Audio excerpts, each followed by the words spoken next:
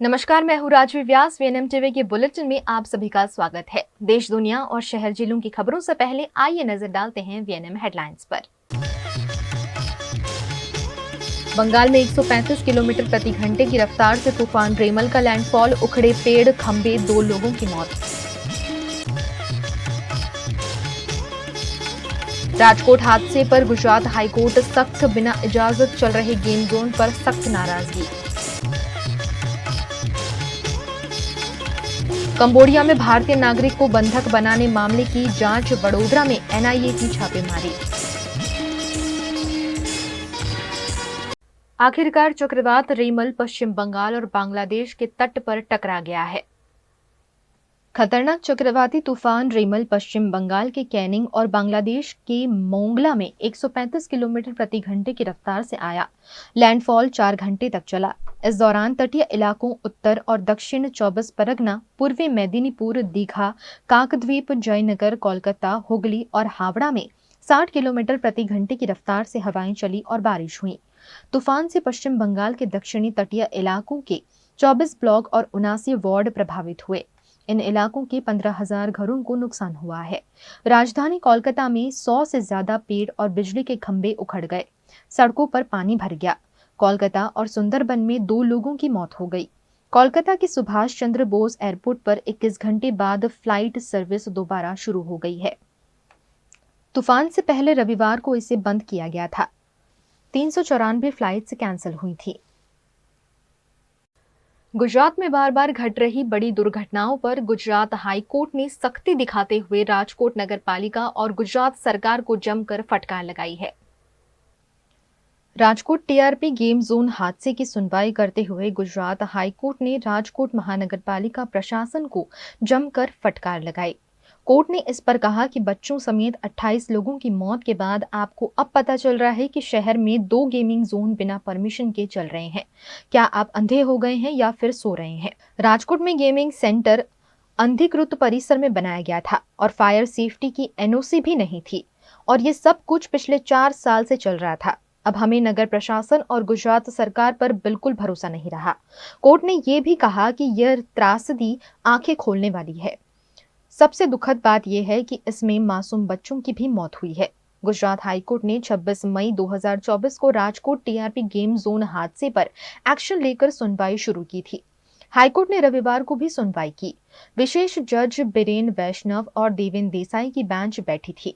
High court advocates association के अध्यक्ष ब्रिजेश त्रिवेदी और अधिवक्ता अमित पांचाल ने दलीलें दी। हाईकोर्ट ने अहमदाबाद, सूरत, वडोदरा और राजकोट में गेम जोन के नियमों पर दलीलें पेश करने का आदेश दिया था। इस पर राजकोट पुलिस कमिश्नर ने कोर्ट को बताया कि टीआरपी गेम जोन को कोई इजाजत नहीं दी गई थी। कोर्ट ने पुलिस और नगर निगम से 3 जून तक हलफनामा देने को कहा है। 6 जून से इस केस की सुनवाई शुरू होगी। उधर गुजरात सरकार ने सोमवार को घटना को लेकर लापरवाही बरतने के आरोप में 6 अधिकारियों को सस्पेंड कर दिया है। इनमें राजकोट महानगरपालिका कॉरपोरेशन के assistant planner, assistant engineer, roads and building department के 2 डिप्टी इंजीनियर और 2 थानों के पुलिस इंस्पेक्टर शामिल हैं। गवर्नमेंट ने ये जो घटना बनी उसके पीछे एसआईटी का गठन किया है। वह एसआईटी को 72 घंटे के अंदर अपनी इंतरिम रिपोर्ट देनी है और 10 दिन के अंदर उसका फाइनल रिपोर्ट भी उन्हें गवर्नमेंट में सबमिट करनी है। और कोर्ट ने हर बार हर चीज़ को बड़ी बारीकी से देखा। जो पिटीशन हाईकोर्ट के अंदर पिछले 2020 से चल रही है, उसमें हर टाइम अलग अलग जो ऑर्डर्स हुए थे उसमें कंप्लायंस नहीं किया गए थे। तो कंप्लायंस क्यों नहीं किए गए उसके जवाब तलब किए गए।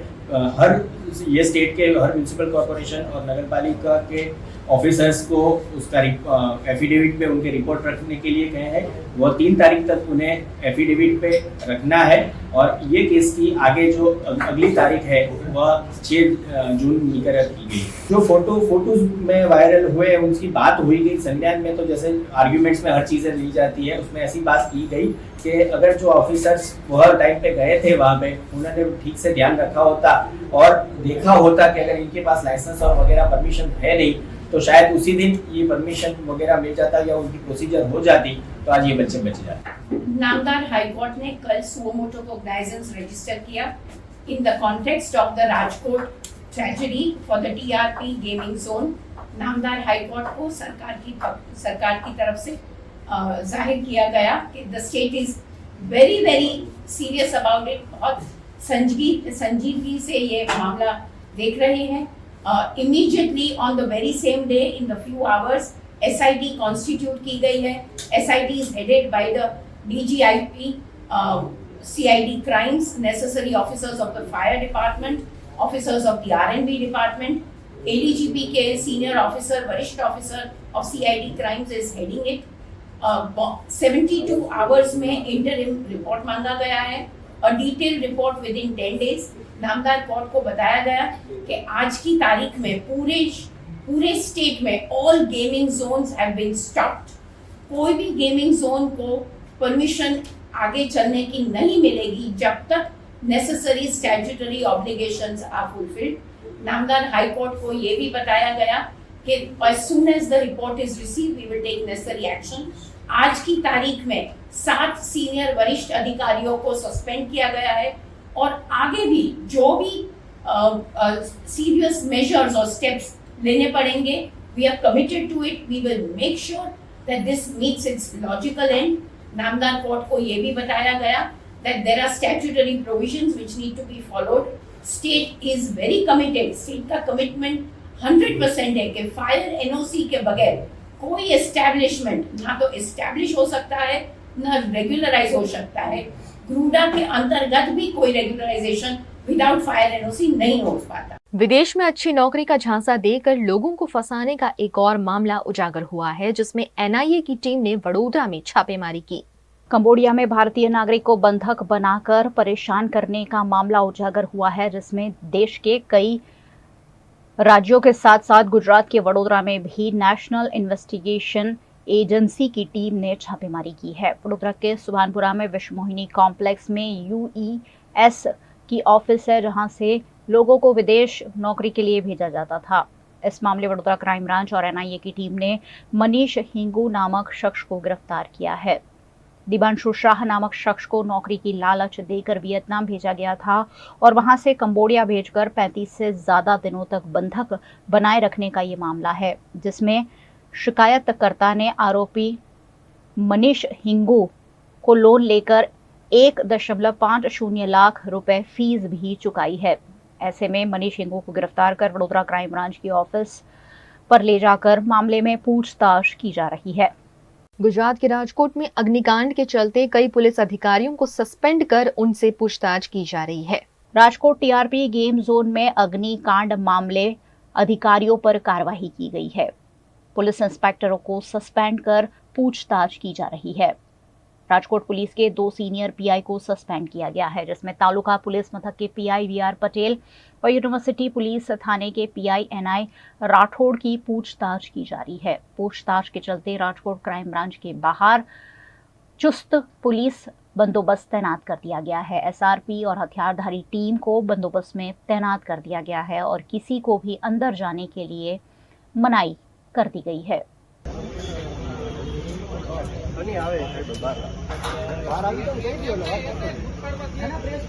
गुजरात के राजकोट के कालावाड़ रोड पर TRP गेम जोन था, जहां शनिवार शाम भीषण आग लगने की घटना सामने आई थी, जिसमें 27 से ज्यादा लोगों की मौत हो गई है. इस दुर्घटना में लोगों के शव इस कदर जल गए हैं कि उनकी पहचान DNA से की जा रही है. आज से 27 मई को दुर्घटना में मारे जाने वाले लोगों के शव परिजनों को सौंपने की शुरुआत कर दी गई है. अग्निकांड के 15 दिनों पहले ही सुनील सिद्धपुरा अपने परिवार का गुजर बसर करने यहां नौकरी पर लगे थे. आग लगने के दौरान अंदर फंसे हुए लोगों को बाहर निकालने की कोशिश में सुनील सिद्धपुरा की मौत हो गई है. आज उनका शव परिवार को सौंपा गया. उनका अंतिम संस्कार रामनाथपरा स्मशान में किया गया.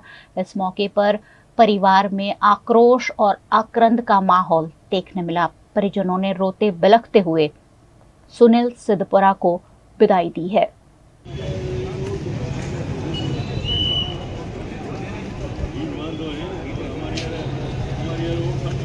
वहीं राजकोट के अग्निकांड में लापता हुए लोगों को भी परिजन अभी तक तलाश रहे हैं। 20 वर्षीय कल्पेश बगड़ा टीआरपी गेम जोन में ही काम करते थे और अभी तक उनका कोई अता पता नहीं मिल रहा है। उस दिन कल्पेश घर से ये कहकर निकले थे कि गेम जोन में स्कीम चल रही है, ऐसे में काफी भीड़ आ रही है और उन्हें घर लौटने में देरी होगी। तब से इस युवक की कोई खोज खबर नहीं है। ऐसे में मृतक के परिजन प्रकाश परमार ने इस मामले ठोस कार्यवाही की मांग की है और जो जिम्मेदार लोग हैं उन सभी के खिलाफ शिकायत की मांग की है। तो જે ઘટના ઘટવાની હતી એ ઘટી ગઈ, બેદરકારીના કારણે જે ઘટના ઘટવી જોઈએ હતી તે ઘટી ગઈ અને ખબર જ હતી કે આ ઘટનાઓ આવી ઘટવાની છે અને હજી ઘટશે જ, બરાબર છે। હવે જે ઘટી ગઈ ઘટનાને જે કંઈ કાંડ થવાનો હતો એ થઈ ગયો। હવે તો અમે એ રાહ જોઈને બેઠા છીએ પ્રશાસન જે યોગ્ય પગલાં લે અને જે મિસિંગ લોકો છે અને જેમને ડેડ બોડી સોંપવાની છે એ પ્રક્રિયા જલ્દી કરે, સાંજ સુધીમાં આ કામ પૂર્ણ કરે તો લોકો જે એમના જે સગાવાલાઓ હેરાન થાય છે હેરાન થતા બંધ થાય અને એ જે એમને જે ઘરના લોકોને જે સાંત્વના આપી ખોટું બોલીને એમને સમજાવવા એ હવે યોગ્ય નથી। એવું હતું કે જ્યારે સેમ્પલ લીધા ને એટલે એવું કીધું હતું કે તમને કાલે મળી જશે, બરાબર, ડેડ બોડી સેમ્પલ રિપોર્ટ આવી જશે એવું। પછી બીજા દિવસે અમે વેઇટ કરી તો અમને જાણવા મળ્યું કે ભાઈ 48 કલાક પછી આવશે। આ લોકો જે છે એમને માહિતગાર નથી હોતા કે ભાઈ ડીએનએ ટેસ્ટમાં વાર લાગે છે, 48 કલાક 3 દિવસ જેટલો ટાઈમ લાગતો હોય છે। તો સતત 2-3 દિવસથી અહીંયા પરેશાન થાય છે, વેઇટ કરે છે અને रिपोर्ट जैसे एमनी हजी माहिती नहीं कि क्यारे पहुंचवाना है रिपोर्ट। गुजरात के राजकोट के टीआरपी गेम जोन में घटा अग्निकांड गुजरात के इतिहास में फिर एक बार काले अक्षरों में लिखा गया है। इस अग्निकांड के शॉकिंग सीसीटीवी फुटेजेस भी सामने आए हैं। गुजरात के राजकोट के टीआरपी गेम जोन में लगी भीषण आग के सीसीटीवी फुटेज भी सामने आए हैं, जिसमें वेल्डिंग के दौरान स्पार्क की वजह से देखते ही देखते भीषण आग लग गई और करीब 30 से 32 लोगों की हादसे में मौत हो गई। इस सीसीटीवी में साफ साफ देखा जा रहा है कि स्पार्क की वजह से आग लग रही है और कर्मचारियों द्वारा फायर सेफ्टी के संसाधनों से आग बुझाने की कोशिश भी की जा रही है, लेकिन पूरा स्ट्रक्चर रबर, रेक्सिन, फाइबर और फैब्रिकेशन का बना होने की वजह से आग देखते ही देखते बड़ा स्वरूप धारण कर लेती है और कई लोगों का भोग ले लेती है।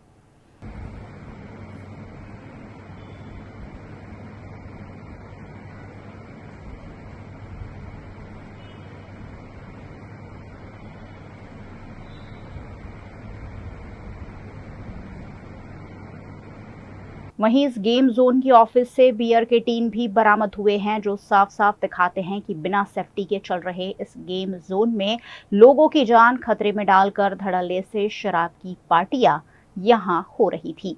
वीएनएम टीवी पर वक्त है एक छोटे से ब्रेक का। ब्रेक के बाद जल्द हाजिर होंगे कुछ और खबरों के साथ। बने रहिए हमारे साथ।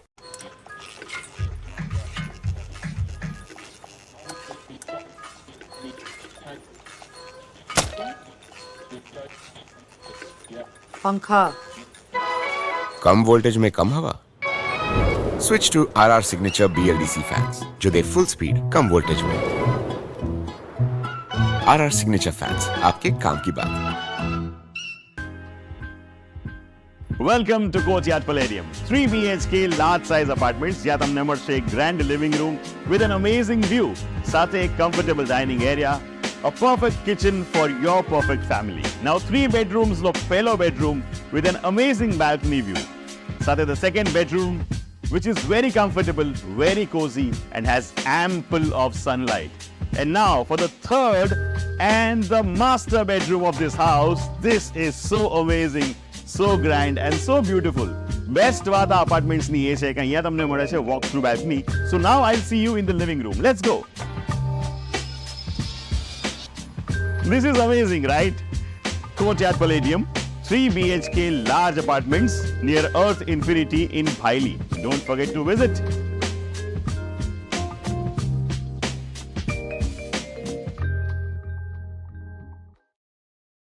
भारत ले रहा है इलेक्ट्रिक अंगड़ाई। क्यों ना हम साथ चले, साथ चले, साथ बढ़े, साथ बढ़े, देश मेरे, देश मेरे। देश को ले जाए नई दिशा की ओर। आपका जॉय, भारत का जॉय। गुजरात के सूरत में 5 साल पहले घटा तक्षशिला अग्निकांड आज भी गुजरात भूल नहीं पाया है, जिसमें 22 बच्चों की मौत हो गई थी।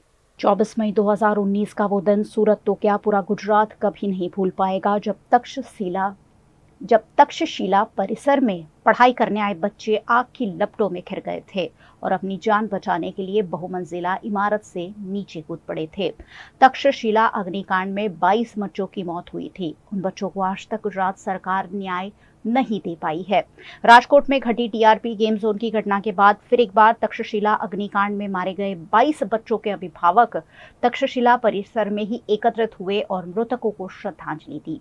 यहाँ इन अभिभावकों ने अपना दर्द मीडिया समक्ष फिर एक बार साझा करते हुए कहा कि तक्षशिला में मारे गए बच्चों को तो 5 साल में सरकार न्याय नहीं दे पाई है, लेकिन राजकोट के मृतकों को न्याय देने के लिए पुलिस प्रशासन और सरकार द्वारा ठोस कार्यवाही की जाए, ऐसी मांग इन पीड़ितों ने की है। तक्षशिला हत्याकांड हुआ है, उसका 5 साल हो गए, आज भी हमको न्याय नहीं मिला, मालियों को न्याय नहीं मिला। ये बार बार होता है, इसलिए हम ये कहना चाहते हैं कि ये भ्रष्ट लोगों कभी सुधरेंगे? ये भ्रष्ट कॉरपोरेशन और मिली भगत से चल रही है सरकार कब सुधरेंगे और कब ये लोगों को न्याय दिलाएंगे? और राजकोट में जो दुर्घटना हुई है, जो 28 लोगों से भी ज्यादा जो बच्चे लोगों के साथ में उधर जो मृत्यु हुई है, वो एकदम सीधा सीधा तक्षशिला के सिमिलर केस है। तक्षशिला में 22 जितना था, उधर 28 जितना हो गया है। दोनों में बेदरकारी एक ही सही में है, क्योंकि इधर भी फायर एनओसी का भी अभाव था, इलीगल कंस्ट्रक्शन था, उधर भी फायर एनओसी भी नहीं है, इलीगल कंस्ट्रक्शन है। तो ये मामला देख के ऐसा लग रहा है भाई बार बार एक ही घटना पे, एक ही स्टाइल पे जो गुजरात के अंदर आग की घटना बन रही है, तो ये पूरी की पूरी सिस्टम की खराबी है। सिस्टम इसके अंदर इन्वॉल्व होकर काम नहीं कर रहा है, इसके हिसाब से हो रही है। तो मेरी मांग है, एक एक्टिविस्ट के नाते मेरी ये मांग है, मैं हाईकोर्ट में जाने वाला हूँ मैटर को लेके, उसके अंदर मेरा ये मांग स्पष्ट है, क्योंकि इसके अंदर मेयर से लेके कमिश्नर से लेके जितना भी अधिकारी इसके अंदर आता है, तो चीफ फायर ऑफिसर से लेके जो भी आता है, ये लोगों को सस्पेंड किया जाए पहले। गुजरात के राजकोट के गेम जोन में घटी भीषण दुर्घटना के बाद अचानक फिर एक बार गुजरात के कई शहरों में प्रशासन अलर्ट होकर जांच करता हुआ दिखाई दिया।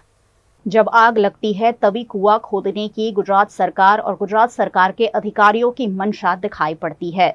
शनिवार को राजकोट के गेम जोन में लगी भीषण आग के बाद समूचे गुजरात में पुलिस और प्रशासन अलर्ट पर दिख रहे हैं। राजकोट गेम जोन कांड को लेकर अमरेली जिले में भी प्रशासन हरकत में दिखा। अमरेली में फायर डिपार्टमेंट, पीजीवीसीएल और पुलिस ने शहर की कई जगहों पर फायर सेफ्टी का चेकिंग किया। अमरेली के मॉल, सिनेमा घर समेत की जगहों पर फायर सेफ्टी सुविधा की चेकिंग की गई। जिला वहीवटी तंत्र द्वारा તેમજ રિજિયનલ ફાયર ઓફિસર સાહેબશ્રીની કચેરી દ્વારા આપવામાં આવેલી સૂચનાઓને અનુલક્ષીને હાલમાં અમરેલી શહેરની અંદર કોઈ જો ગેમ ઝોન કાર્યરત હોય તો તે બાબતે ઇન્સ્પેક્શન હાથ ધરવા માટે સૂચના આપવામાં આવેલી હતી। તેની સાથે સાથે ગેમ ઝોન સિવાય કાર્યરત મોલ, સિનેમાઘરો અથવા તો કોઈ નાની એવી કોઈ એક્ટિવિટીઝ કે જ્યાં પબ્લિક ગેધરિંગ થતું હોય, તો આવા મેળાવડાઓની જગ્યા પર ફાયર સેફ્ટીની સુવિધાઓ ઉપલબ્ધ છે કે નથી, જીબી એટલે કે ઇલેક્ટ્રિકલ ડિપાર્ટમેન્ટ વતી ત્યાં કયા પ્રકારની સુવિધાઓ, પાવર લોડ શું છે એના રિગાર્ડિંગ્સ અને પોલીસ વિભાગ મતલબ કે જીબી ડિપાર્ટમેન્ટ, પોલીસ ડિપાર્ટમેન્ટને સાથે લઈ અને આજરોજ અહીંયા ઇન્સ્પેક્શન હાથ ધરવામાં આવ્યું હતું। તમામ પ્રકારની ફાયર સેફ્ટીની સુવિધાઓથી લઈ અને ઇલેક્ટ્રિકલ વિભાગને બધી ઇન્સ્પેક્શનો હાથ ધરી અને આ ચેકિંગ પૂરું કરી અને તમામ સિસ્ટમો કાર્યરત છે તે બાબતે ઇન્સ્પેક્શન હાથ ધરવામાં આવેલું હતું। वहीं गुजरात के प्रसिद्ध तीर्थधाम शक्तिपीठ अंबाजी में भी राजकोट की घटना के चलते प्रशासन अलर्ट दिखा। शक्तिपीठ अंबाजी में पुलिस कर्मी एक्शन मोड में दिखे और यहां आने वाले लाखों भक्तों की सुरक्षा को ध्यान में रखकर अंबाजी मंदिर में फायर सेफ्टी को लेकर मॉक ड्रिल का आयोजन किया गया, जिसमें अंबाजी मंदिर के प्रशासनिक पदाधिकारियों के साथ साथ मंदिर के सुरक्षा कर्मी भी शामिल हुए। अगर आग की कोई घटना बनती है तो कैसे काबू में लिया जाए और कैसे भक्तों को जल्द से जल्द दुर्घटना से निजात दिलाई जाए, उस पर इस मॉक ड्रिल का आयोजन किया गया। आज रोज મહેરબાન એસપી સાહેબની તથા કલેક્ટર સાહેબની સૂચનાથી અમો અંબાજી પોલીસ, અંબાજી સઘન સુરક્ષામાં ફરજ બજાવતા તમામ પોલીસ, જીઆઈએસએફ, એસઆરપી, હોમગાર્ડ તથા રેવન્યુ સ્ટાફ, એસડીએમ સાહેબ, અંબાજી પીઆઈ તમામની હાજરીમાં તમામ સ્ટાફને એક ફાયર સેફ્ટીના સાધનોનો કઈ રીતે ઉપયોગ કરવો, ઇમરજન્સી કોઈ બનાવ બને તો અહીં જે પાણીના જે સાધનો છે એ ફાયર સેફ્ટીના સાધનો છે, બોટલો છે, એનો ઉપયોગ કઈ રીતે કરવો, કોઈ પણ બનાવ બને તો કઈ રીતે પહોંચી વળવું, એની તમામને એક સેમિનાર રાખવામાં આવ્યો। તમામને ફાયર સેફ્ટી ઓફિસર દ્વારા શીખવાડવામાં આવ્યા અને તમામને એક નાનો ડેમો પણ આપવામાં આવ્યો, જેથી કરીને ભવિષ્યમાં જો કોઈ બનાવ બને તો તાત્કાલિક ધોરણે સ્થાનિક પોલીસ પહોંચી હોય. गुजरात में हर वर्ष की तरह इस वर्ष भी KPF फाउंडेशन द्वारा 28वें गुजरात गौरव अवार्ड समारोह का भव्य आयोजन किया गया। 1 मई को मनाए जाते गुजरात स्थापना दिवस पर हर वर्ष गुजरात में गुजरात गौरव अवार्ड का आयोजन किया जाता है, लेकिन इस बार गुजरात में लोकसभा का चुनाव होने की वजह से इस सम्मान समारोह का आयोजन मई महीने के अंत में किया गया।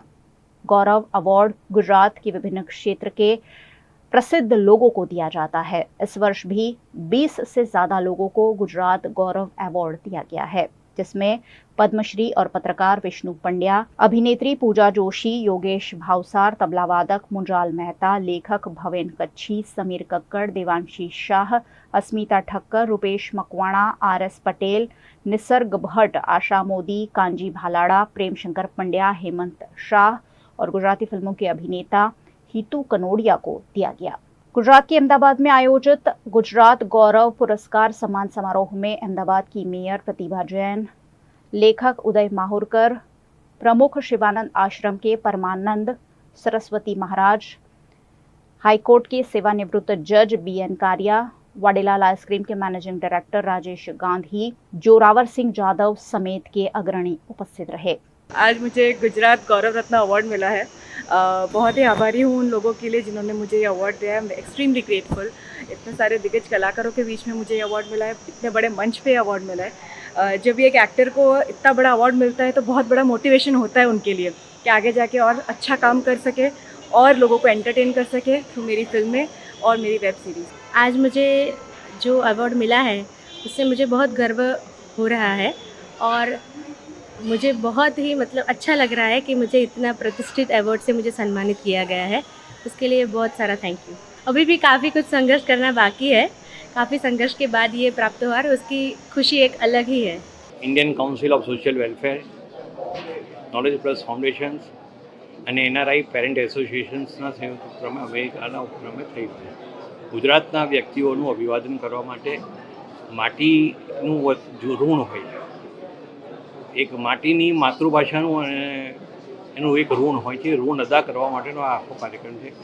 એમાં ગુજરાતની જે ટેલેન્ટ હોય, જે અદ્ભુત ટેલેન્ટ હોય, ટેલેન્ટને અમે એપ્રિશિએટ કરીએ છીએ, મોટિવેટ કરીએ છીએ, ઇન્સ્પાયર કરીએ છીએ, એના માટેનો કાર્યક્રમ હોય છે।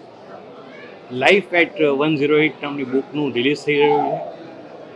ચાઇલ્ડ એડોપ્શન્સમાં, પેરેન્ટ એડોપ્શન્સમાં અમે ખૂબ કામ કરી રહ્યા છીએ। 42 જેટલા બાળકોને વિદેશમાં આપ્યા છે અને 600થી વધારે બાળકોને અમે અહીંયા ઇન્ડિયામાં આપ્યા છે। આ આજનો ગુજરાતનો કાર્યક્રમ છે। સામાન્ય સંજોગોમાં એ 1 મે થતો હોય છે કેમ કે ગુજરાતની સ્થાપના થઈ છે। 1960માં ગુજરાત સ્થપાયું હતું, એટલે પહેલી સામાન્ય સંજોગોમાં એ 1 મે થતો હોય છે। ત્યાર પછી આજે મે મહિનામાં કરી રહ્યા છીએ અને સ્પેશિયલી અમે લોકો આ આખો જ કાર્યક્રમ Indian council of social welfare કે જેને એવું કહેવાય કે જે સંસ્થા ચાઇલ્ડ એડોપ્શન્સમાં સ્પેશિયલી કામ કરી રહી છે, શિશુ ગૃહમાં સ્પેશિયલી કામ કરી રહી છે। અને મને જણાવતા ખૂબ આનંદ થાય છે કે આજે ગુજરાત અને ગુજરાત, રાજકોટ, સુરત, વડોદરા, પંચમહાલ, મહેસાણા, મુંબई બધેથી ગુજરાતીઓ ઉપસ્થિત રહ્યા છે આ કાર્યક્રમમાં। गुजरात के वडोदरा में दांडिया बाजार ब्रिज निकट वाहन चालकों को गर्मी से बचाने के लिए लगाया हुआ ग्रीन शेड ही वाहन चालकों पर धाराशाही हो गया।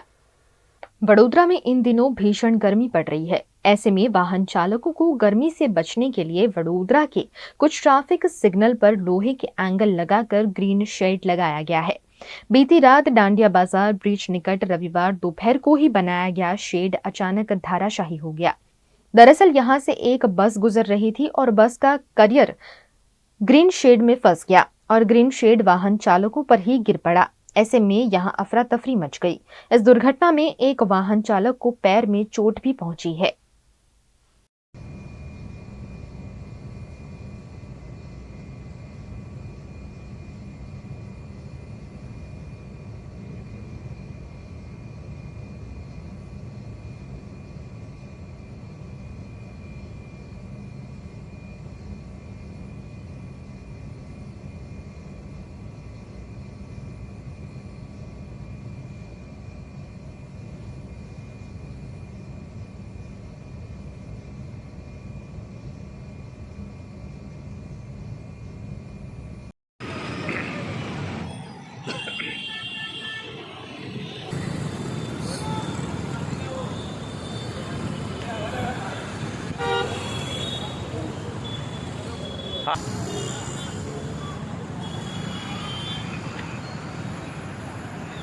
भीषण गर्मी के बीच मध्य प्रदेश के मंदसौर में मौसम में बदलाव देखा गया, जहां तेज हवाओं के साथ बारिश हुई है। मध्य प्रदेश के मंदसौर में नौतपा के दूसरे दिन जहां एक और प्रदेश के जिले गर्म हवाओं की चपेट में रहे, वहीं दूसरी ओर मंदसौर जिले में अचानक मौसम बदला और जिले के अधिकांश हिस्सों में तेज हवाओं के साथ झमाझम बारिश हुई। नौतपा के दूसरे दिन मंदसौर में गर्मी का पारा 44 डिग्री के आसपास था, लेकिन मौसम में आए बदलाव के बाद ठंडक हवा में घुली और लोगों को कुछ हद तक तेज गर्मी से राहत मिली। वहीं सड़कों पर लू की जगह ठंडी हवाओं का एहसास हुआ। मौसम विभाग के मुताबिक जिले में फिलहाल आगामी कुछ दिनों तक बारिश का अनुमान नहीं है, लिहाजा लोगों को कुछ दिन और गर्मी से दो चार होना पड़ेगा। मानसून की असल दस्तक के बाद ही प्रचंड गर्मी से लोगों को राहत मिलेगी।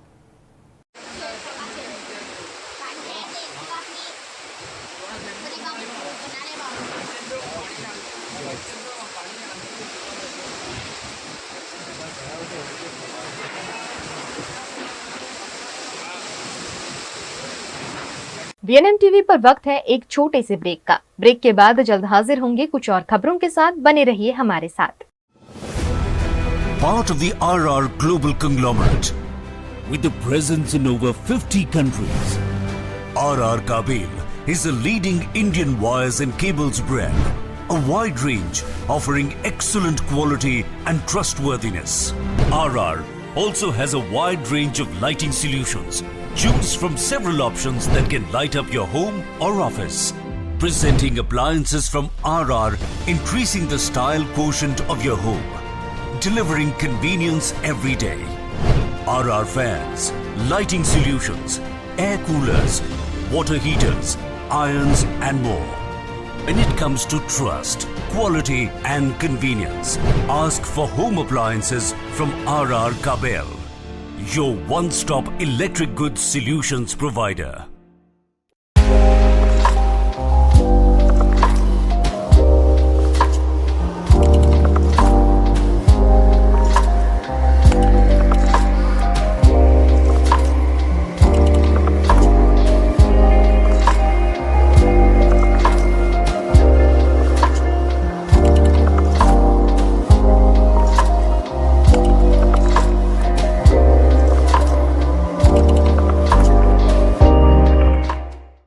Every new year we take a new year resolution. New year resolution का मतलब होता है upgrading your life, which means upgrading your lifestyle and upgrading your living space. And that is why the best choice is Trilogy by Courtyard.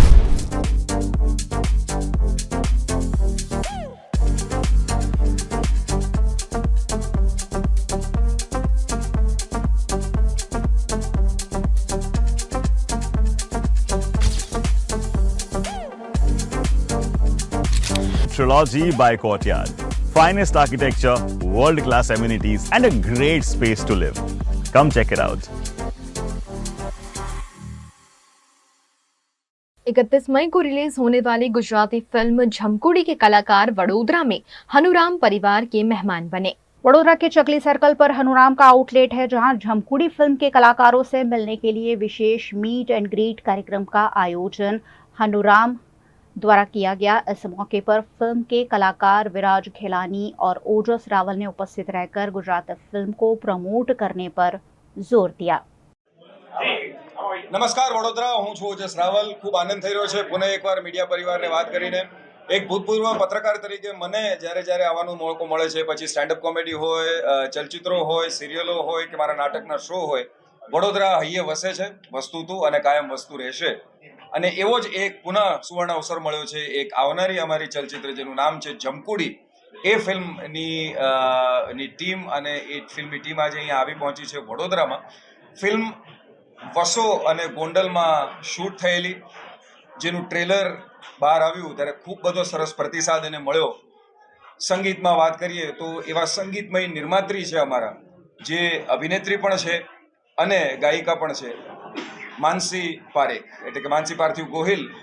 એમના production banner હેઠળ આ film જે બની છે એમાં એમણે ગીત પણ ગાયું છે અને એક ઉભરતું નામ ગુજરાતી ગીત સંગીતની દુનિયામાં અઘોરી મ્યુઝિક સાથે મળી અને આ જમકુડીની વાર્તા કે જે આપણી એક નાનકડી એક લીટી અથવા બે લીટી હતી કે એક રાજાને 100 રાણી જમકુડી રે જમકુડી, એ વાર્તાને કેન્દ્રમાં રાખીને એને પોતાની એક ઓપ આપીને ગુજરાતના એવા સફળ નિર્માતા, સફળ દિગ્દર્શક, જેમણે આની પહેલાં પરેશભાઈ રાવલ સાથે ડિયર ફાધર, એની પહેલાં વેન્ટિલેટર અને ખૂબ બધી ફિલ્મોમાં કામ કર્યું છે, અને ડિરેક્ટર તરીકે એમણે આ ફિલ્મ અત્યારે હવે આપણા બધાને આપી છે, જેનું નામ છે જમકુડી. ઉમંગ વ્યાસ.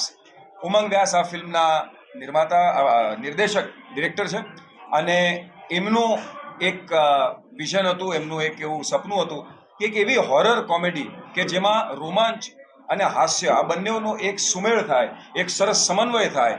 એમાં ખાલી એક ખંડેર હવેલી નહીં, પણ એ હવેલીમાં રહેતી એક એવી વાત, એ હવેલીમાં રહેલો રોમાંચ, એમાં રહેલી સેજ બીક, એમાં રહેલું સેજ હાસ્ય, અને એ બધું જો ભેગું કરવું હોય, એ સામગ્રી ભેગી કરવી હોય, તો એવા કલાકારોની જરૂર પડે. અને એવા કલાકારોની એમણે પસંદગી કરી, જે પહેલાં બી એમણે એમની સાથે કામ કર્યું છે. આજે તમે વાત કરો તો કયો ગુજરાતી છે જે સંજય ગોરડિયાને નથી ઓળખતો? કારણ કે કોમેડીમાં એમનું નામ આવે, એમની હથોટી ઘણી સરસ છે. એવા ઘણા બધા કલાકારોનો સમન્વય થયો, અને કેન્દ્રમાં એક એવું પાત્ર જોઈતું હતું કે જે કોમેડી પણ સારી કરે છે, લોકોને પણ ગમે છે, અને પહેલી વાર સિનેમામાં એમને પદાર્પણ કરાવી શકીએ. ત્યારે વિરાજભાઈ ગેલાણીની પસંદગી થઈ કે વિરાજભાઈ ગેલાણીને આપણે અઢળક પ્રેમ વિશ્વભરમાં મળે છે એમના કન્ટેન્ટ માટે, as a content creator, as a reel creator, as a visualizer. અને પછી હવે બોલિવૂડમાં પણ એમણે નાના નાના રોલ કર્યા, પણ પ્રથમ મુખ્ય ભૂમિકામાં, લીડ રોલમાં એમણે આ પિક્ચર કરી છે, જેનું નામ છે જમકુડી. અને સમગ્ર ગુજરાતમાં શૂટ, આખું એનું જે શૂટિંગ છે એ ગુજરાતમાં જ થયેલું છે. અને ફિલ્મ નજીકના નજીક સિનેમાઘરોમાં ગુજરાતમાં અને મુંબઈમાં 31મી મે આવી રહેલી છે. અમારા બંનેના પાત્રની વાત કરું તો એનું પાત્ર બાબલો, મારું પાત્ર ગેલચંદ્ર, ટૂંકમાં ગેલ, બંને મિત્રોની વાર્તા. અને એમાં માનસી પાર્થિવ ગોહિલ, જે માનસી પારેખ તમે જુઓ છો પોસ્ટરમાં પણ, એ પણ એક મહત્વની ભૂમિકા ભજવે છે. અને આ ફિલ્મ रोमांचથી भरपूर છે, આવી રહી છે ટૂંક જ સમયમાં. इस मौके पर हनुमान फूड्स के फाउंडर राजू दोषी और डायरेक्टर धरीन दोषी भी उपस्थित रहे. એક સરસ મજાની ગુજરાતી ફિલ્મ આવે છે, એનું નામ છે જમકુડી. 31મી મે ના આવે છે, અને આ મારી માટે પહેલી ગુજરાતી ફિલ્મ છે જેમાં હું એક્ટિંગ કરવા જઈ રહ્યો છું. ને આટલી મોટી ઇન્ડસ્ટ્રી છે આપણી, તેમાં હું અમારા પગ મૂકવા જઈ રહ્યો છું પહેલી વાર. તો પ્લીઝ બધા સહપરિવાર સાથે જોજો. It's a horror comedy film, અને આ ફિલ્મમાં હું છું, ઓજસભાઈ છે, માનસી પારેખ છે, નિસર્ગ ત્રિવેદી છે, સંજય ગલસર છે, ભાવિનીબેન જાની છે. આટલા બધા તમામ કલાકારો છે, અને પ્રોપર ફેમિલી એન્ટરટેનર છે. બહુ ટાઈમ પછી એક ફેમિલી એન્ટરટેનર ફિલ્મ આવી રહી છે. સો પ્લીઝ બધા તમારા બધા આખું જેટલા બી લોકો હોય તમારા જાણ કરવામાં બધાને લઈ જાજો. મૂવી ગમશે બધાને. गुजरात राज्य संगीत नाटक अकादमी के सहयोग से कला नगरी वडोदरा में संचारी महोत्सव आयोजित किया गया. गुजरात की कला नगरी वडोदरा में अलग अलग कलाओं को प्लेटफॉर्म देते हुए विभिन्न आयोजन हमेशा ही किए जाते हैं. इसी क्रम में गुजरात राज्य संगीत नाटक अकेडमी के सहयोग से संचारी द्वारा शास्त्रीय संगीत और नृत्य समारोह का आयोजन किया गया. इस संचारी महोत्सव में शास्त्रीय संगीत और नृत्य की प्रस्तुति दी गई.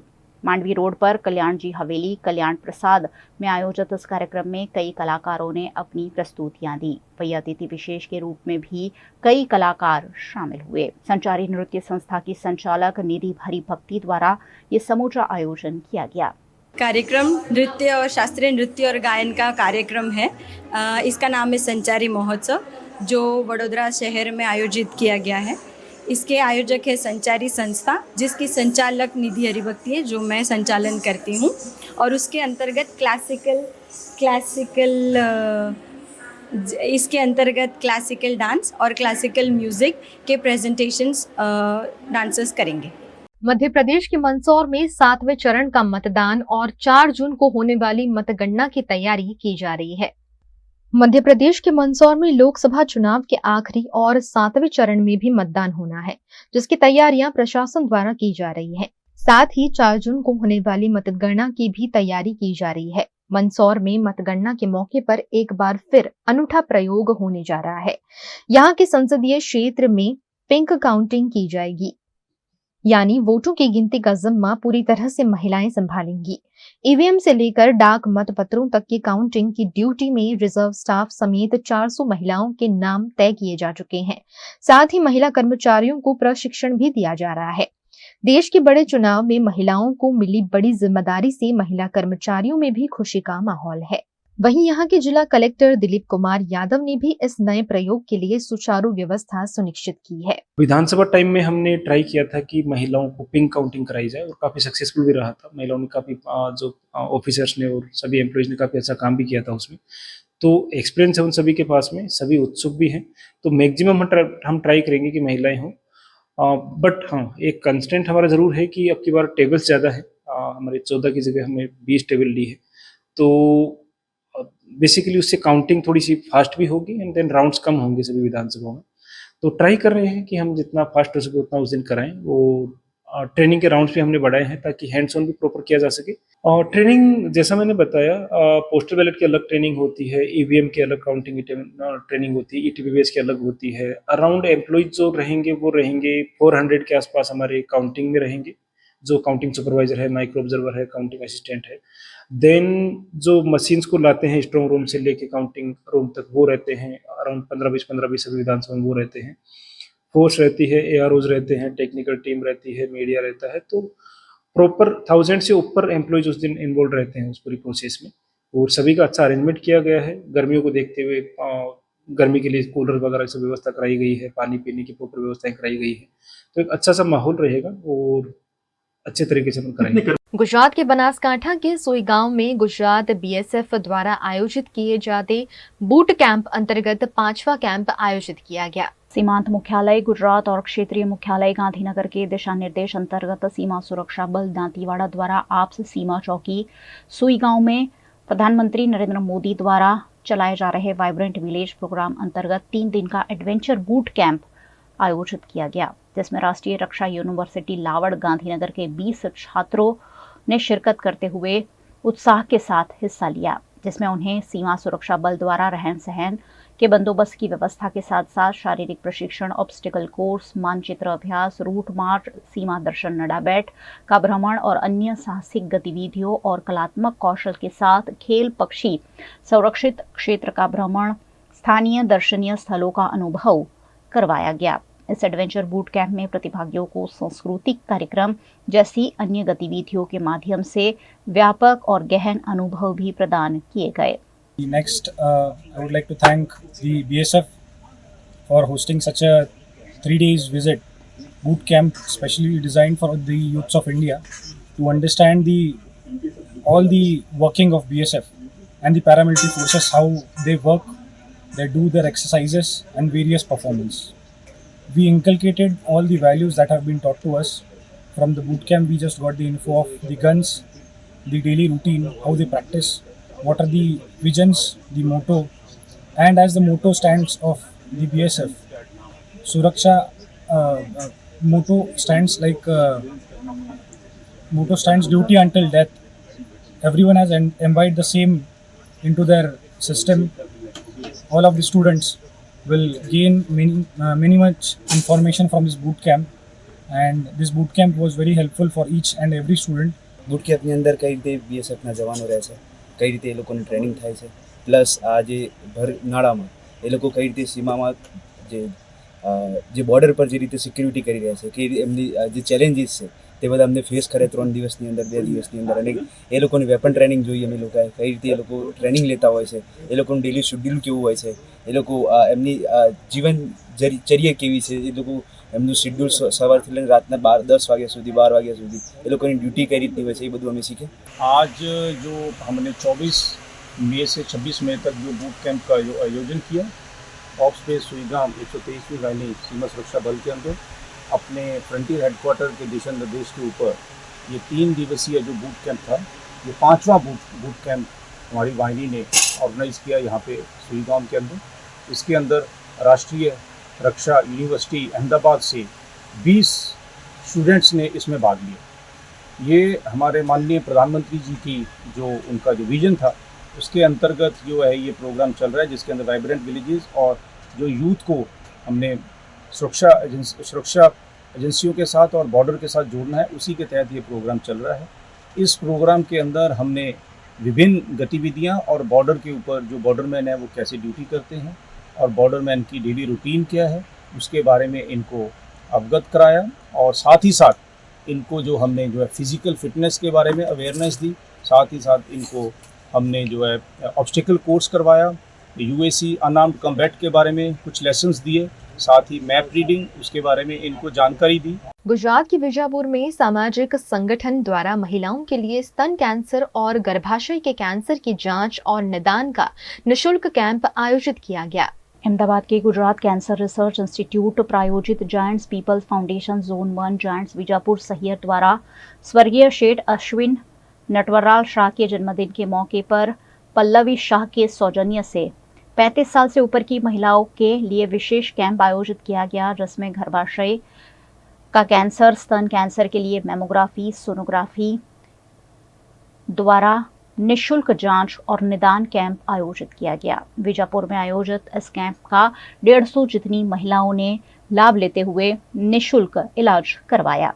Gujarat cancer research institute Ahmedabad द्वारा आयोजित અને અમારા જાયન્ટ્સ વિજાપુર સૈયર દ્વારા એક અનોખો કેમ્પ મેડિકલ કેમ્પ કે જે સ્ત્રીઓને 35 વર્ષ પછી કેટલીક તકલીફો ઊભી થતી હોય છે એ તકલીફોને ધ્યાનમાં રાખી અને એમના નિદાન અને નિવારણ હેતુસર આપણે આજે આ કેમ્પનું આયોજન કર્યું છે।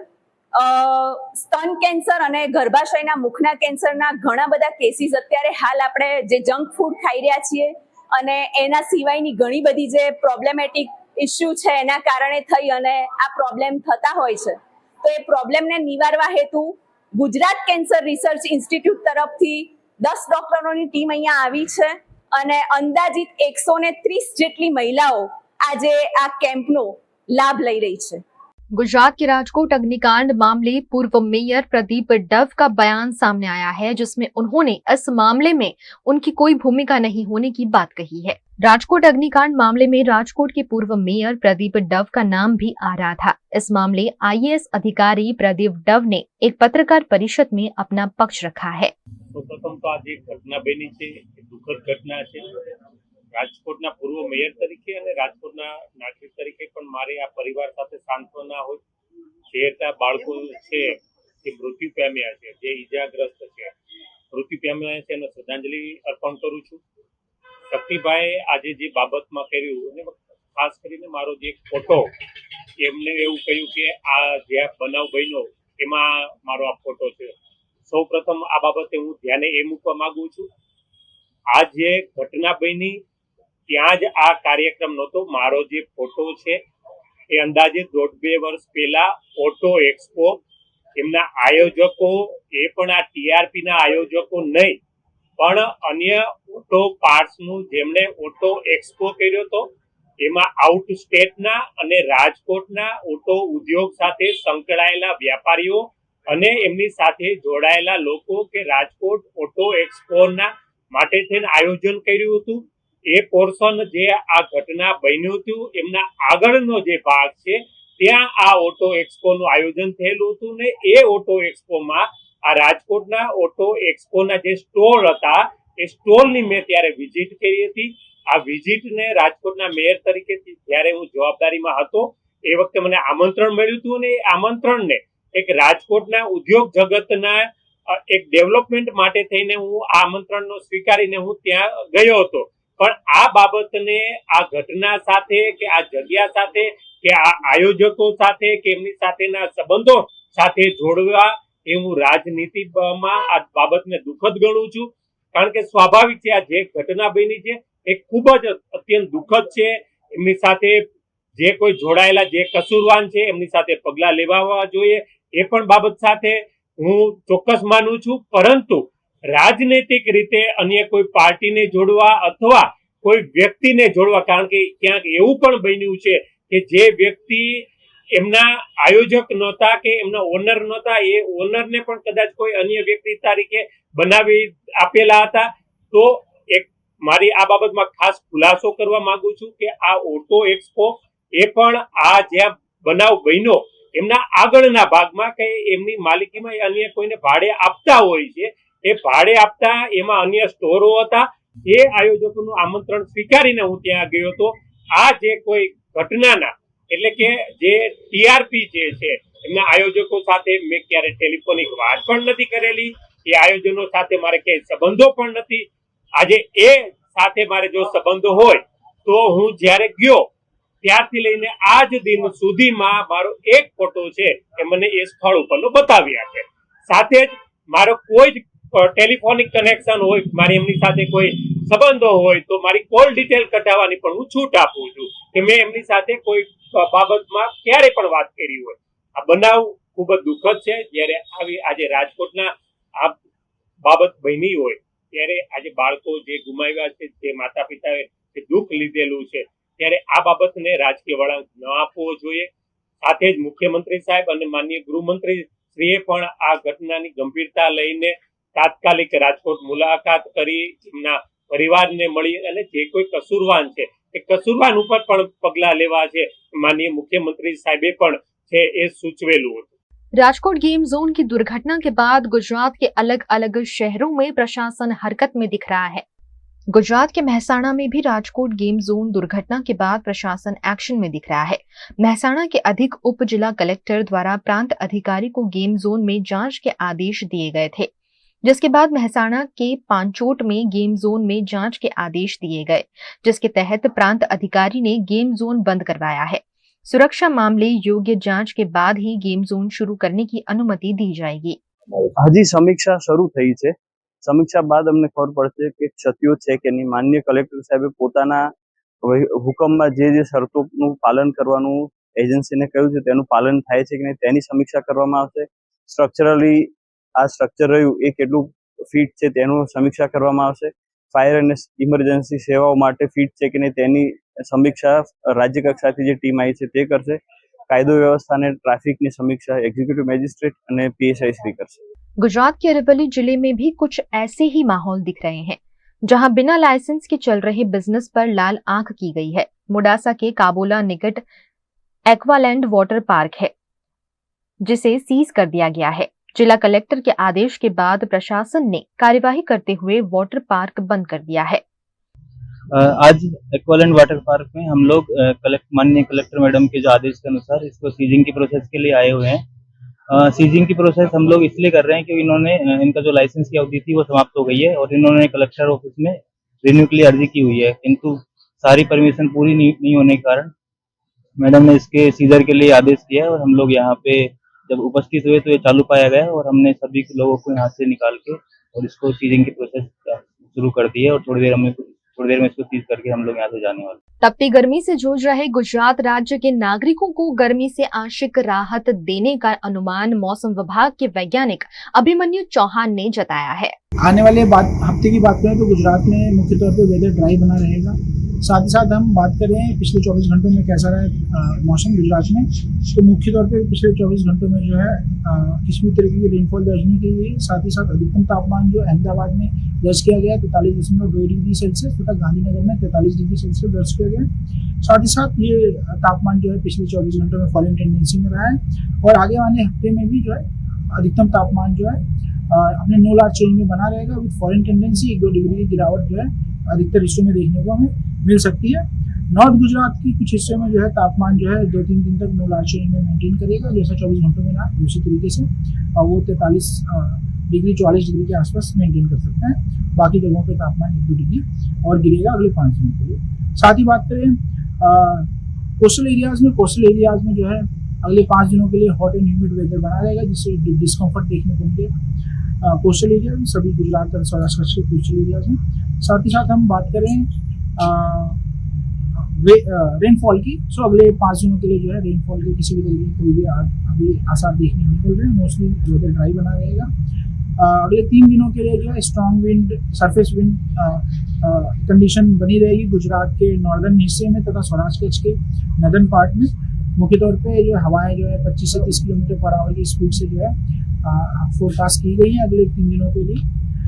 साथ ही साथ बात करें मिनिमम तापमान की, वो भी अपने नीलाचल में बना रहे। झारखंड के गिरिडीह के धारवे के जंगल में अवैध रूप से माइका खनन चल रहा था, जिस पर वन विभाग की छापेमारी से हड़कंप मच गया है।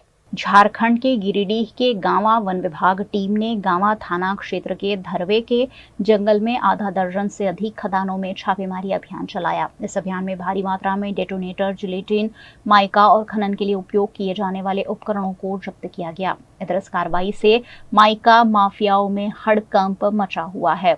इस मामले वनपाल पवन चौधरी ने जानकारी दी। ग्रामीणों द्वारा सूचना प्राप्त हो रही थी कि धरवे सुरक्षित वन में अवैध रूप से माइका का उत्खनन किया जा रहा है। सूचना प्राप्त होते ही वन क्षेत्र पदाधिकारी गांव के निर्देश पर एक छापेमारी टीम का गठन कर हम लोगों ने धरवे जंगल में छापेमारी की। छापेमारी के क्रम में खनन स्थल से 45 पीस जिलेटिन, 1 पीस डेटोनेटर, लगभग 4 क्विंटल माइका एवं माइका खनन करने का उपकरण सहित बहुत से सामानों को हम लोगों ने जब्त किया है। मामले की छानबीन की जा रही है। दोषी व्यक्तियों के विरुद्ध कठोर कानूनी कार्रवाई की जाएगी। गुजरात का वडोदरा शहर पहले ही बड़ी दुर्घटनाओं का भोग बन चुका है। राजकोट की दुर्घटना के बाद वडोदरा महानगर पालिका फिर एक बार कुंभकर्ण की निद्रा से जाग गया है। शनिवार शाम राजकोट के इतिहास में हमेशा के लिए काले दिन के रूप में दर्ज हो गई है। यहां एक गेम जोन में भीषण आग लग गई और 27 लोगों की मौत हो गई। वडोदरा के पोलो ग्राउंड मैदान पर बीसीसीआई और बीसीए की सहायता से आईपीएल मैच लाइव दिखाने का आयोजन आईपीएल फन पार्क में किया गया था, लेकिन फाइनल मैच का लाइव स्क्रीनिंग भी एनओसी के अभाव में वडोदरा कॉर्पोरेशन द्वारा बंद कराया गया। इस घटना के चलते वडोदरा में म्यूनिसिपल कमिश्नर दिलीप राणा भी एक्शन में आ गए हैं। उन्होंने दमकल विभाग और पालिका के विभिन्न विभागों के अधिकारियों के साथ एक मीटिंग का आयोजन कर जांच की रिपोर्ट ली। म्यूनिसिपल कमिश्नर द्वारा राजकोट दुर्घटना के बाद 10 टीमों का गठन किया गया है। इन टीमों ने फायर और जीईबी कर्मचारियों को साथ रखकर 3 दिनों तक चेकिंग की, जिसकी रिपोर्ट आज कमिश्नर को सौंपी गई है। વડોદરામાં જેટલા પણ ગેમિંગ ઝોન છે એની ડિટેલ ચકાસણી કરાઈ રહી છે, જેમાં અમારા ફાયરના અધિકારીઓ એમજીવીસીએલ તરફથી એનું લોડ, ઇલેક્ટ્રિસિટીનું લોડ કેલ્ક્યુલેટ કરવા માટે અને એમના તરફથી ચકાસણી કરવા માટે એ અધિકારી, પોલીસ, મેકેનિકલ, સિવિલ એમ કરીને સમગ્ર રીતે ટીમની રચના કરવામાં આવી છે અને વિવિધ ગેમિંગ ઝોનોની ચકાસણી કાલે પૂર્ણ કરી છે। આ ચકાસણીના આધારે જે પણ ત્રુટિ ક્યાંક હશે તો અમે એમને નોટિસ આપશું અને એ જે પણ ત્રુટિ હશે એમની એ નોટિસના આધારે એમને પૂર્તતા કરવાની રહેશે, ફરીથી એમનું એનઓસી લેવાનું રહેશે અને પછી આગળની કાર્યવાહી કરવામાં આવશે।